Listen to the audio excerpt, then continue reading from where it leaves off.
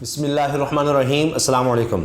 13 مہینے سے زیادہ ہو گئے اس حکومت کو، اور اس حکومت کی توجہ کہاں رہی ہے؟ آتے ہی جو کام بڑی تیزی سے ہوئے ان میں آپ جانتے ہیں کہ نیب قوانین کا خاتمہ، کہ جس کے ذریعے یہ سب آدھی کابینہ تو ضمانتوں پر تھی، نیب کے کیسز تھے، وہاں سے ان سب نے اپنی بچت کروا لی، پھر اوورسیز پاکستانی سے ووٹ کا حق لے لیا۔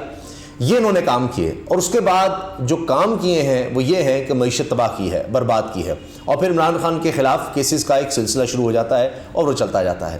لیکن اب تو حال یہ ہو گیا ہے کہ حکومت کو آپ شرم بھی دلائیں تو کوئی فائدہ نہیں ہے، کیونکہ انہوں نے شرمناک حرکتیں کرنے کا ٹھیکہ اٹھا لیا ہے۔ آج اتنی اندھوناک خبر آئی، اتنی افسوسناک کہ دل دہل جاتا ہے کہ 50 دہشت گرد، 1-2 نہیں، درجن نہیں، 2 درجن نہیں، 20-30 نہیں، 50 دہشت گردوں نے حملہ کیا ہے ہمارے سیکیورٹی فورسز پر، اور انہوں نے اپنی جانوں کا نذرانہ دے کر 6 شہادتیں ہوئی ہیں، 6 شہادتیں۔ مگر کہیں آپ کو لگتا ہے کہ شہباز شریف کی توجہ اس طرف ہے؟ خیبر پختونخوا میں نگران سیٹ اپ ہے، وہاں تو آپ یہ دیکھیں کہ الیکٹڈ گورنمنٹ ہوگی تو کچھ پالیسی آگے آئے گی، کچھ چیزیں آگے بڑھیں گی، کوئی کسی سے بات چیت ہوگی۔ میں نے آج دیکھا کہ گورنر صاحب ایک پرتعیش کھانا جناب وہاں چل رہا ہے، پتہ نہیں 15 ڈشز کا وہ کہہ رہے تھے کہ جی ہے، اور کسی سرکاری افسر نے ان کے لیے کھانا کیا، وہ وہاں گئے ہوئے ہیں۔ تو پریکٹیکلی گورنر صاحب جو کہ رشتہ دار ہیں مولانا فضل الرحمان کے، وہ خیبر پختونخوا حکومت چلا رہے ہیں، اور وہاں کے حالات کیا ہیں یہ خبر آپ دیکھیے، اور پھر حکومت کی ترجیحات کیا ہیں یا حکومت کر کے رہی ہے، اور اس وقت معیشت کا کیا حال ہے اس پر بھی میں آتا ہوں۔ ہنگو، یہ ڈان نیوز میں خبر چھپی ہے، ہنگو دہشت گردوں کے حملے میں ایف سی کے 4 جوانوں سمیت 6 سیکورٹی اہلکار شہید۔ میں نے اس پہ ٹویٹ بھی کیا ہے، اللہ تعالیٰ شہداء کے درجات بلند فرمائے۔ ہم ان کے لیے کیا دعا کر سکتے ہیں درجات کی بلندی کی؟ جو اللہ نے ان کو مقام دینا ہے وہ اللہ ہی دے سکتے ہیں، ہم ان کے لیے اور کیا کر سکتے ہیں سوائے دعا کے؟ تو شہداء کا تو اتنا بلند مقام ہے۔ تو اب آپ یہ دیکھیں کہ 6 سیکورٹی جوان ہمارے شہید ہوئے ہیں، 6۔ آپ کو کہیں نظر آیا پرائم منسٹر کی طرف سے کوئی سٹیٹمنٹ اس حوالے سے، کوئی بات اس حوالے سے؟ نہیں نظر آئی ہوگی، ان کی توجہ ہی نہیں ہے۔ وہ زیادہ تو وقت یہ ہے کہ جناب باہر سے نواز شریف کو واپس کیسے لانا ہے، وہ معاملات ہیں۔ اپنے جو کیسز، اگر کہیں کوئی بچ تو نہیں گیا، کوئی رہ تو نہیں گیا، سارے اپنے کیسز ختم کروانے ہیں، صرف اور صرف یہ توجہ ہے جی۔ خیبر پختونخوا میں افغان سرحد کے قریب واقع ضلع ہنگو کی تحصیل ٹل میں دہشت گردوں کے حملے کے نتیجے میں فرنٹیئر کانسٹیبلری ایف سی کے 4 اور نجی کمپنی کے 2 اہلکار شہید ہوئے۔ رائٹرز کے، یہ خبررساں ادارہ ہے دنیا کا بڑا، رائٹرز کی رپورٹ میں ایک پولیس عہدیدار عرفان خان کے حوالے سے بتایا گیا کہ تقریباً 50 عسکریت پسندوں نے، 50 عسکریت پسندی کو تھوڑی تعداد ہے، 50 عسکریت پسندوں نے MOL Pakistan oil and gas company کے پلانٹ پر حملہ کیا۔ اس حوالے سے ٹل کے deputy superintendent police Irfan Khan نے بتایا کہ رات کے آخری پہر دہشت گردوں نے میانجی خیل کے مقام پر مول گیس کمپنی کے گیس کنویں کی سیکیورٹی پر مامور اہلکاروں پر اندھا دھند فائرنگ کر دی۔ انہوں نے کہا کہ جوانوں نے 2 گھنٹے تک جمع مردی کے ساتھ حملہ آوروں کا مقابلہ کیا۔ اس حملے میں ایف سی کے 4 اور نجی سیکیورٹی کمپنی کے 2 جوان شہید ہوئے۔ انہوں نے بتایا کہ حملے کی اطلاع ملتے ہی ٹل سے بھاری نفری موقع پر پہنچی، تاہم دہشت گرد رات کی تاریکی کا فائدہ اٹھاتے ہوئے جائے وقوع سے فرار ہونے میں کامیاب رہے۔ ڈی ایس پی کا کہنا تھا کہ پولیس اور فرنٹیئر کانسٹیبلری کی بھاری نفری نے علاقے میں سرچ آپریشن شروع کر دیا ہے۔ شہید ہونے والے 6 سیکورٹی اہلکاروں کی میتوں کو ٹل کے کمبائنڈ ملٹری ہاسپٹل منتقل کر دیا گیا۔ صوبہ خیبر پختونخوا پاکستان میں دہشت گردی سے سب سے زیادہ متاثر خطہ ہے۔ 8 مئی کو خیبر پختونخوا کے ضلع خیبر میں الحاج چوکی پر دہشت گردوں نے حملہ کیا تھا، جس کے نتیجے میں کانسٹیبل نسیم خان شہید ہو گئے تھے۔ اس سے پہلے 4 مئی کو خیبر پختونخوا کے ضلع کرم میں پارا چنار میں فائرنگ کے 2 مختلف واقعات میں 5 اساتذہ سمیت 8 افراد جاں بحق ہوئے۔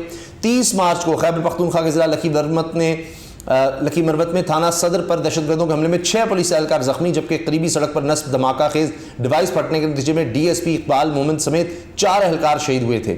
صوبے میں رواں سال کا سب سے مہلک حملہ جنوری میں پشاور کی پولیس لائنز کی مسجد میں نماز کی ادائیگی کے دوران ہوا تھا، جس میں 80 سے زائد افراد شہید اور متعدد زخمی ہو گئے۔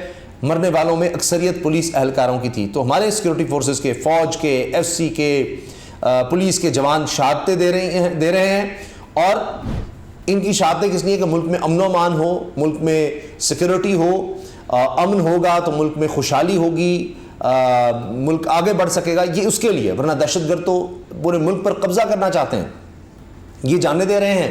اور یہاں پر حکومت کیا کر رہی ہے کہ اپنی جان بچا رہی ہے بس، اور لوگوں پر کیا کر رہے ہیں کہ جناب حکومت کا بجٹ میں جی ایس ٹی 18% برقرار رکھنے کا فیصلہ ہے۔ سنتے جائیے گا، 14,600 ارب کا بجٹ، 7,800 کا خسارہ، تنخواہوں میں صرف 20% اضافہ تجویز، یہ 20% اضافہ تجویز کیا گیا ہے۔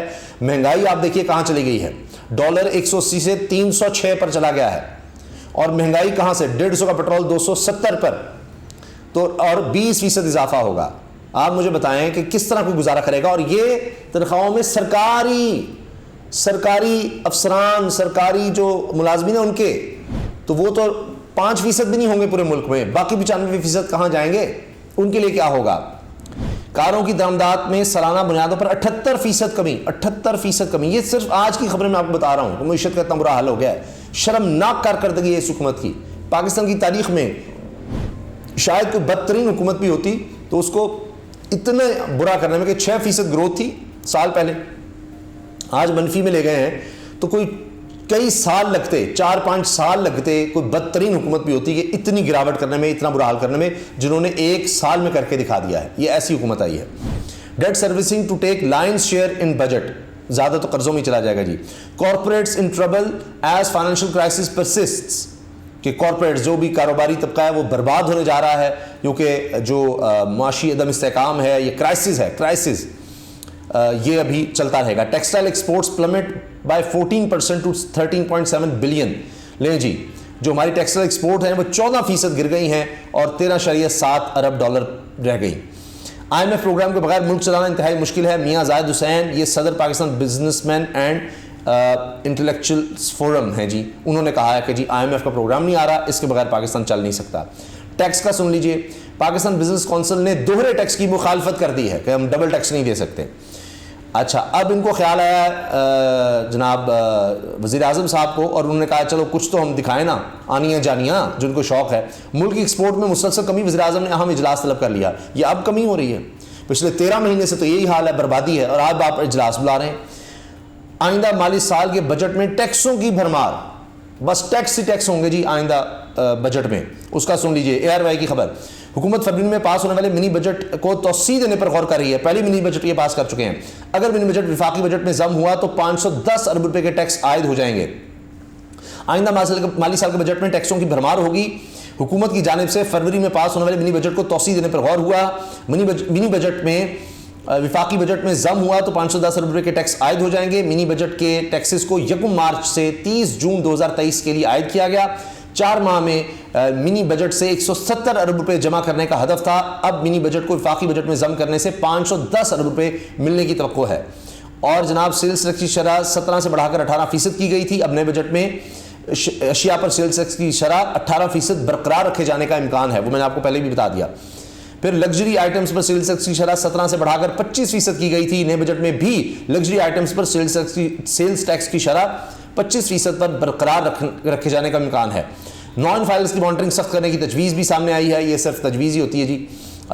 نان فائلر سے لین دین کرنے والوں کی بھی مانیٹرنگ ہوگی، یہ پتہ نہیں کب ہوگی، جو فائلر ہے اسی پر جناب، اور جو ٹیکس دے رہا ہے اسی پر سارے ٹیکس لگاتے چلے جاتے ہیں۔ اچھا جی، ایف بی آر نے بتایا کہ ٹیکس چوروں کے خلاف آرٹیفیشل انٹیلیجنس کا فیصلہ کیا گیا ہے، ٹیکس چوروں کے خلاف مقدمات میں تیزی لائی جائے گی۔ یہ جناب اسحاق ڈر صاحب جب بہت پہلے بھی بنے تھے نا، ہم تب بھی یہی سنتے تھے، ڈرامے بازیاں، اور آپ ٹیکس کلیکشن دیکھ لیں وہ تو نیچے چلی گئی ہے۔ اچھا جی، حال یہ ہے کہ مفتاح اسماعیل صاحب کے وزیر خزانہ کہہ رہے ہیں ڈالر کی قیمت کہاں جا کر رکے گی اس بارے میں کوئی نہیں بتا سکتا۔ یہ سنیے ذرا، کوئی پتہ نہیں۔ اوپن مارکیٹ میں ڈالر 308 روپے کی نئی بلند ترین سطح پر پہنچ گیا، 308 روپے کا ڈالر ہو گیا ہے۔ آپ سوچئے، یہ آپ کہہ رہے ہیں 350 تک جانا ہے، اور جنوبی ایشیا میں 90 کی دہائی کی سب سے مضبوط کرنسی پاکستانی روپیہ زوال کا شکار۔ یہ جیو کی خبر ہے، جیو کی، کسی اور کی نہیں، جیو یہ خبر دے رہا ہے جی، حکومت اب اس سے بھی انکار کرے گی۔ اچھا، یہ میں آپ کو بتا چکا ہوں، کاروں کی درآمدات میں سالانہ بنیادوں پر 78% کمی۔ کار اب کس نے خریدنی ہے جناب؟ یہاں سٹیل مل کی زمین سستے داموں لیز پر دینے سے 892 ملین کے نقصان کا انکشاف، یعنی یہ کوئی 90 کروڑ کا نقصان ادھر ہو گیا جی۔ سٹاک مارکیٹ میں مسلسل مندی، سرمایہ کاروں کو کروڑوں کا نقصان، یہ مسلسل مندی ہے جی، مندی ہر طرف ہے۔ اب آپ کہیں کہ جناب گاڑی تو چلو جی امیر آدمی لیتا ہے، اچھا موٹر سائیکل کا سن لیں، پاک سوزوکی نے موٹر سائیکل پلانٹ بند کر دیا، پلانٹ 23 مئی سے 10 جون تک پارٹس کی کمی کے باعث بند کیا گیا ہے۔ تو اب یہاں کون خریدے گا جی؟ موٹر سائیکل خریدنے کی بھی استعداد لوگوں میں نہیں رہی، اسی لیے ان کے پلانٹس بھی بند ہو رہے ہیں۔ کوئی خریدے گا تو جناب آگے بڑھیں گے، یہ حالات ہو گئے ہیں۔ اللہ تعالیٰ پاکستان کو اپنے حفظ و امان میں رکھے، کیونکہ حالات یہ ہیں کہ اس حکومت کے ہوتے ہوئے تو ابھی تک کوئی اچھی خبر آ نہیں رہی۔ اللہ حافظ۔